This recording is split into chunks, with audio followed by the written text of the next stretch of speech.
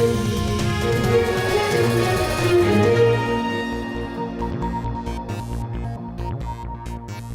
good evening to all of you. Welcome to News Tonight on Rajya Sabha Television. My name is Aishwarya Kapoor, and in the next 30 minutes, I'll be getting you all the big stories from India and across the world.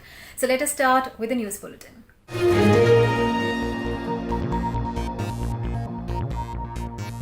Finance Minister Nirmala Sitharaman released the details of the 20 lakh crore rupees economic package to revive the economy hit by the novel coronavirus. 15 measures related to EPF, small sector enterprises, MFIs, DISCOMs, contractors, real estates and tax measures were announced in the first tranche today. Key takeaways for the MSME sector included collateral-free loans worth 3 lakh crore rupees for MSMEs with a turnover up to 100 crore rupees till 31st of October 2020. 4-year collateral-free loans to be provided with a 100% credit guarantee with a moratorium for first 12 months. The move is likely to benefit 45 lakh units so they can resume their businesses. 20,000 crores subordinate debt for stressed MSMEs to benefit 2 lakh MSMEs.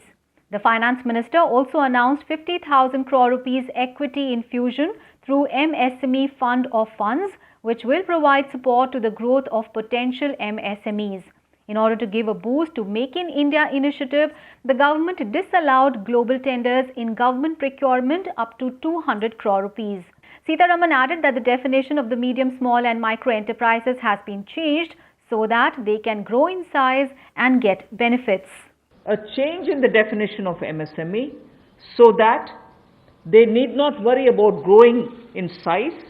They will still be able to get quite a lot of benefits which otherwise as an MSME they had got. So now how do we change it? I told you why we are changing the definition. How are the changes being brought about? What exactly is the change which is coming in? The change is that investment limit which defined an MSME is being revised upwards. So you can be a slightly more larger invested company, but you're still going to be considered only as an MSME. And then I'll come to the amounts which is shown in the chart there. But the idea is even with an increased investment, you'll still be defined only as an MSME. You shall not get out of the benefit which is given to you as an MSME. Second is additional criteria to define an MSME is being brought in. And that criteria is based on turnover. So that is being brought in newly now. Earlier it was only investment size. Now investment size and or additional turnover size is being brought in. The government also extended EPF support for businesses and workers for 3 more months till August 2020. This will provide liquidity relief of 2,500 crore rupees to 3.67 lakh establishments and 72.22 lakh employees. To benefit non-banking financial companies, housing finance companies and microfinance institutions, government will also launch a 30,000 crore rupees special liquidity scheme. Expressing concern over power discoms, Sitharaman announced an emergency liquidity injection of 90,000 crore rupees for the ailing sector. The Finance Minister also announced that the due date for all income tax returns has been extended from 31st of July to 30th of November. TDS-TCS rate for non-salaried payments for period up to 31st of March 2021 has been slashed by 25%. This will infuse 50,000 crore rupees into the system. Till 31st March 2021, reduce the TDS rates and the TCS rates by 25% of the existing rate. So if the existing rate is 100, it will be reduced by 25%. This shall apply to all payments, if they are payment for contracts or professional fees or interest or rent or dividend or commission or brokerage. All of these will be eligible for this 25% rate reduction. Through this, and as I said, this will be coming into force from tomorrow and last till March 31st, 2021. And this reduction we think will release nearly 50,000 crores in the hands of the people who otherwise would have paid it as TDS. The Finance Minister's announcement came a day after Prime Minister Narendra Modi, in an address to the nation, announced the Atmanirbhar Bharat Abhiyan worth 20 lakh crore rupees or 10% of India's GDP in 2019-20, aimed at achieving it in the days to come. ये आर्थिक package हमारे कुटीर उद्योग, गृह उद्योग, हमारे लघु मंझोले उद्योग, हमारे एमएसएमई के लिए हैं, जो करोड़ों लोगों की आजीविका का साधन है, जो आत्मनिर्भर भारत के हमारे संकल्प का मजबूत आधार है। ये आर्थिक पैकेज देश के उस श्रमिक के लिए हैं, देश के उस किसान के लिए हैं, जो हर स्थिति, हर मौसम में देशवासियों के लिए दिन रात परिश्रम कर रहा है। ये आर्थिक पैकेज हमारे देश के मध्यम वर्ग के लिए है, जो ईमानदारी से टैक्स देता है, देश के विकास में अपना योगदान देता है। ये आर्थिक पैकेज भारतीय उद्योग जगत के लिए है, जो भारत के आर्थिक सामर्थ्य को बुलंदी देने के लिए संकल्पित है। Prime Minister Narendra Modi's economic package of 20 lakh crore rupees to fight the COVID-19 pandemic on Wednesday found widespread approval across party lines. While union ministers and political leaders praised it as a holistic package, leading industry bodies welcomed it. Vice President M. Venkaiah Naidu called the Prime Minister's decision bold and the need of the hour. He said the stimulus package will revive the economy and boost efficiency of various sectors. Agreeing with the Prime Minister, the Vice President said it is the correct time to realize the dream of Atmanirbhar Bharat. Lok Sabha Speaker Om Birla also praised the economic package, calling it historic. He said not only will it benefit all sections of society, but also realize the dream of a self-reliant India.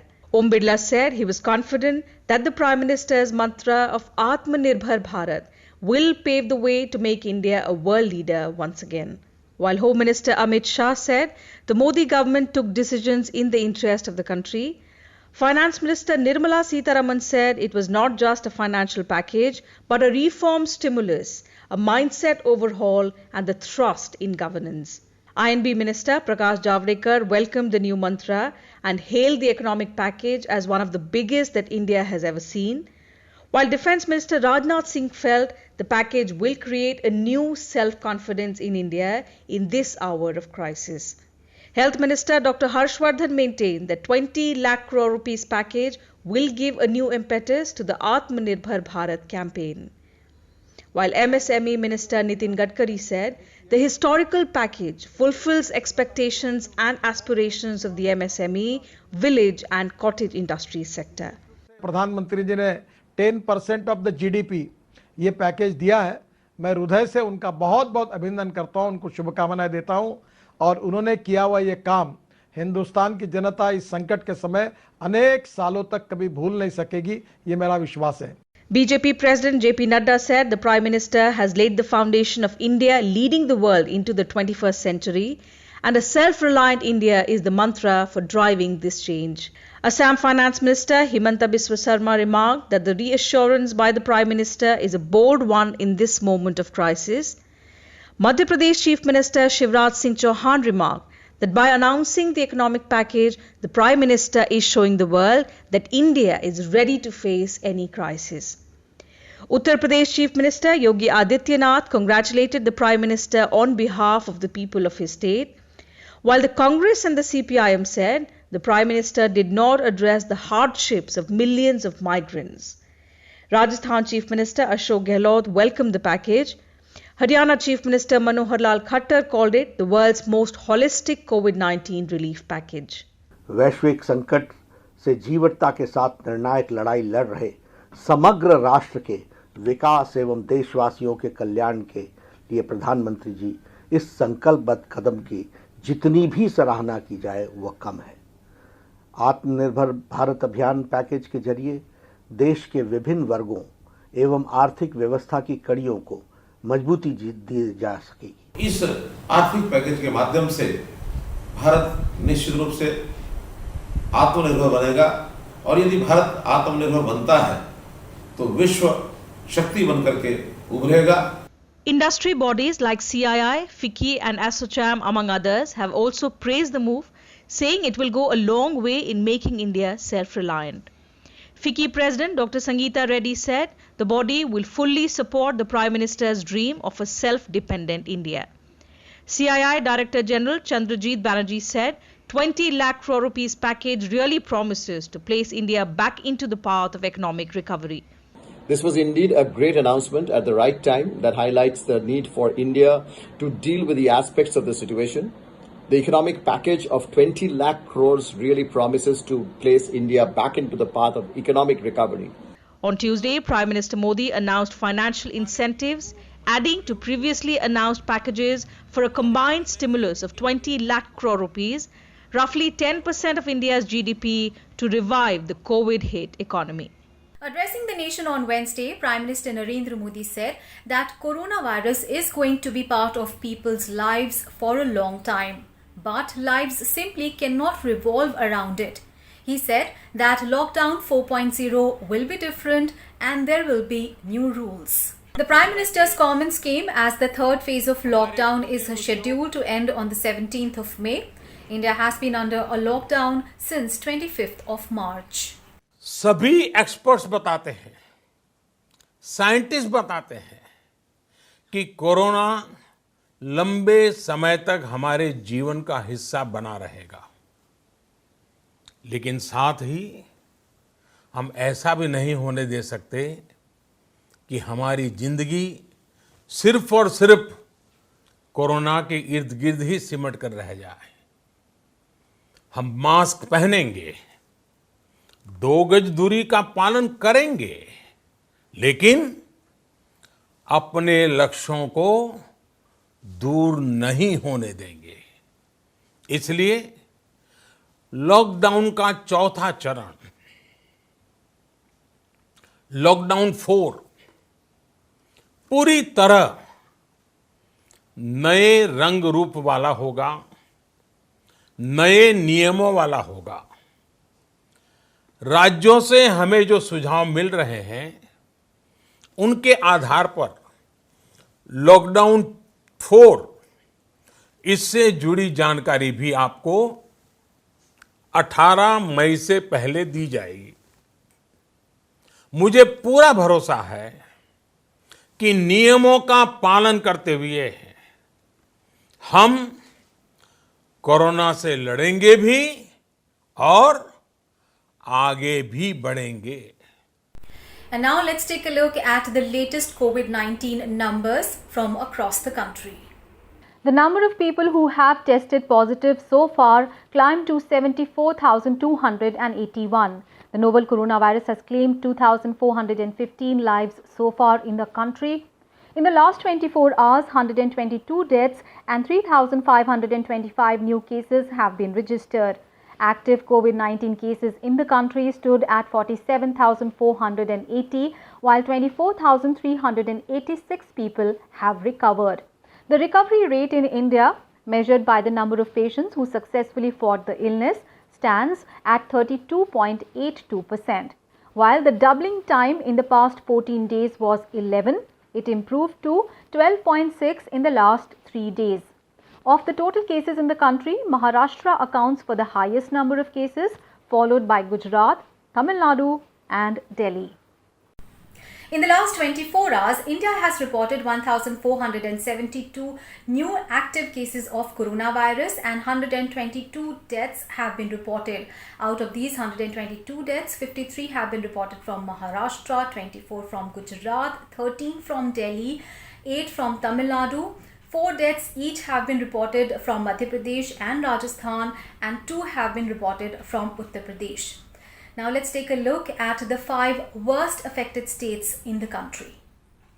To ensure the maintenance of peace, law and order in the state, Maharashtra has requested the centre to send 20 companies of the Central Armed Police Forces. State Home Minister Anil Deshmukh said, with CAPF coming in, its police personnel who are overworked during this coronavirus enforced lockdown can be given some rest. Many Maharashtra police personnel have tested positive for COVID-19. On Tuesday, the state recorded 1,026 new COVID-19 cases as its overall tally rose to 24,427. However, Mumbai, the worst hit, recorded one of its lowest single-day figure in the past 11 days with 426 new cases yesterday. Maharashtra Chief Minister Uddhav Thackeray has asked some district authorities to follow the Goa model of conducting door-to-door surveys while treating COVID-19 patients. With Gujarat reporting the second highest COVID-19 related deaths in the country after Maharashtra, the state government has constituted a committee of medical experts to study the reasons for the high mortality rate, especially in Ahmedabad. Industrial activity has resumed in more than 135 municipal areas of the state. CMO Secretary Ashwini Kumar said around 8 lakh workers have gone back to work so far. He said more than 68% of electricity is being used for industrial purposes, which shows normalcy in industrial activity. The state government has also allowed industrial and business units to resume operations from the 14th of May in Rajkot city, except for containment zones. In Ahmedabad, the government is easing the lockdown norms. All vegetables and grocery shops which were closed for a week will be reopened from the 15th of May with strict conditions. The state has so far sent around 3 lakh migrant workers home to their native states. After going past Delhi, the number of novel coronavirus cases in Tamil Nadu has overtaken Gujarat. Tamil Nadu registered 716 new infections on Tuesday and now has 8,718 confirmed cases. 83 patients were discharged yesterday, while 8 others died of the disease, raising the death toll to 61. Most of the new cases in Tamil Nadu came from Chennai, which now has close to 5,000 cases. This is more than 55% of the total number of cases in the state. Meanwhile, national capital Delhi recorded a total of 359 new cases of COVID-19 in the last 24 hours, taking the total number of cases to 7,998. The Delhi government has confirmed that 2,858 patients have been cured so far, and the recovery rate has reached 35.73% in the national capital. In the last 24 hours, 346 patients have recovered and 20 deaths have been reported, taking the death toll tally to 106 in Delhi. In Rajasthan, new cases of COVID-19 have been reported from more than 20 districts of the state in the last 3 days. Now, 31 out of 33 districts of the state have active cases of COVID-19. 87 new patients were reported in the state on Wednesday, after which the number of active patients has gone up to 1,641, while 2,455 patients have recovered so far in the state. New cases of COVID-19 have come up in several districts due to movements of migrants. Wednesday marked the last day of the first phase of the Vande Bharat mission. Till Tuesday, over 6,000 Indians were brought back home in 31 inbound flights operated by Air India and Air India Express in what is the largest repatriation exercise to bring back stranded nationals from different parts of the globe. The first phase of the Vande Bharat mission began on the 7th of May and ended on the 13th of May. 12 special flights on the last day of the first phase brought back citizens from Dubai, Kuwait and London. In the second phase, 30,000 Indians will be brought back from 31 countries on 149 flights between 16th to 22nd of May. And the Indian Railways resumed its passenger train services after nearly 2 months on Tuesday, when 8 air-conditioned trains left with around 8,000 people. While 3 left for Bilaspur, Dibrugarh and Bengaluru from Delhi, the others began their journeys to New Delhi from Howrah, Rajendra Nagar, Mumbai Central, Ahmedabad and Bengaluru. Bookings for 15 special trains are being accepted up to 7 days in advance. The premier passenger trains are being run in addition to the Shramik special services. Jammu and Kashmir and Assam said they will quarantine passengers on arrival. Meanwhile, the Delhi government also issued guidelines saying that passengers reaching New Delhi will be allowed to go home or their destinations if they do not have COVID-19 symptoms. Railways has also installed full-body thermal scanners at the New Delhi railway station to ensure that every individual is checked for body temperature. People showing symptoms are stopped and immediately isolated. A team of doctors is on special duty at the station to check for symptoms of COVID-19. And a community-based sero survey to estimate the prevalence of a SARS-CoV-2 infection will be started soon. Speaking exclusively to Rajya Sabha Television, Director of National Institute of Virology Pune, Priya Abraham said that these indigenous kits will reduce India's dependence on other countries significantly. The government will soon use the first indigenously developed ELISA test kit for identifying antibodies of COVID-19. It will start the exercise with a survey to collect blood samples from randomly selected individuals from 10 clusters using ELISA kits. Director of National Institute of Virology Priya Abraham calls these antibody tests critical for large-scale surveillance. This new assay actually has a capacity to pick up IgG antibodies to the SARS coronavirus 2 the role of detecting antibodies in such a situation would be, it would help you with sero surveys, building up seroepidemiological information, and also it would give you a positivity in an individual would suggest this individual has been exposed to the virus. ELISA-based testing is possible even at the district level. Compared to real-time RT-PCR test evaluations, the biosafety and biosecurity requirements are minimal. The test has a higher sensitivity and specificity compared to the several rapid test kits currently in the Indian market. The sensitivity is about 92% and specificity is almost 98%. Developed in just a month, the indigenous kits can test 90 samples in 2.5 hours. Further, they will minimize India's dependence on countries like China and enable healthcare professionals to proceed quickly with the necessary steps to combat COVID-19. Kriti Mishra's report for Rajya Sabha TV. And nearly 2 months after nationwide lockdowns were first announced, countries across the world have finally begun to resume normal life. So people have started returning to work, visit family and friends, and schools have also reopened in many places. England began easing its coronavirus lockdown on Wednesday, with people working in food production, construction, manufacturing and certain other sectors returning to work. Residents are now allowed to exercise outside more than once a day, and people are allowed to meet up to 2 people outdoors while the social distancing policy is still in place. France started to relax lockdown measures since Monday. Non-essential shops, factories and other businesses have resumed work. Public transport services have also resumed operations, but social distancing is to be maintained. France is also reopening schools in phases, while theatres, restaurants and bars will remain closed until June. In Italy, construction and manufacturing sectors resumed activities on the 4th of May. On Tuesday, a small group of children, those aged between 6 and 10 years, returned to school. As part of a trial, gym halls have been transformed into makeshift classrooms to see how social distancing can work in schools. Masses inside church have been allowed to resume from the 18th of May, while bars, restaurants and hair salons are likely to reopen only in June. Spain also started phasing out restrictions last week with a view to restore normalcy by June end. Cafes and bars have been allowed to reopen with limited capacity in about half of Spain.